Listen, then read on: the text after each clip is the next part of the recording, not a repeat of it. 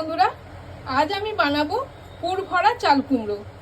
তার জন্য নিয়ে নিয়েছি একটা চাল কুমড়ো, নারকেল কুড়িয়ে নিয়েছি, কাঁচা লঙ্কা, 2 চামচ সাদা সর্ষে, 1 চামচ কালো সর্ষে নিয়েছি, বেসন, চালের গুঁড়ো, পোস্ত, কালো জিরে, লঙ্কার গুঁড়ো, হলুদ গুঁড়ো, সোডা আর নিয়ে নিয়েছি তেল। চাল কুমড়োটা আমি কেটে নেব।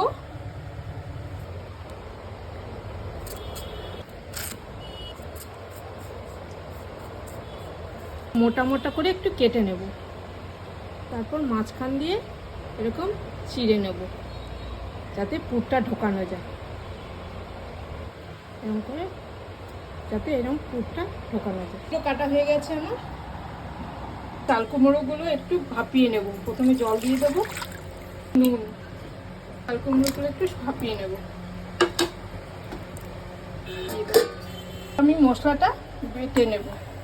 দিয়ে দেবো 2 রকম সর্ষে, একটু নুন, শুকনো বেটে নেব।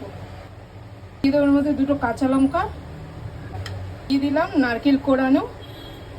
এবার দিয়ে দেবো অল্প একটু জল, এটা বেটে নেব। কুমড়োগুলো 50% সেদ্ধ হয়ে গেছে, এবার আমি নামিয়ে নেব। আমি ব্যাটারটা বানিয়ে নেব। প্রথমে পরিমাণ মতো বেসন দিয়ে দেবো, 2 চামচ চালের গুঁড়ি, কালো জিরে দিয়ে দেবো, পোস্ত, লঙ্কার গুঁড়ো করে মিশিয়ে নেব। দিয়ে দেবো জল,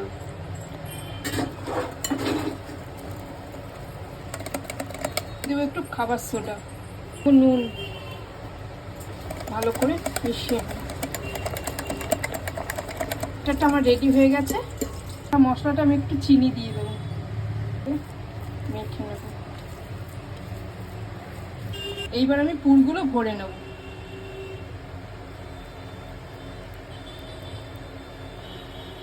এইরকম ভাবে পুরোটা ভরে নেব। পুর ভরা হয়ে গেছে আমার। কড়াই বসিয়ে দিয়েছি, এবার তেল দিয়ে দেবো। একটা একটা করে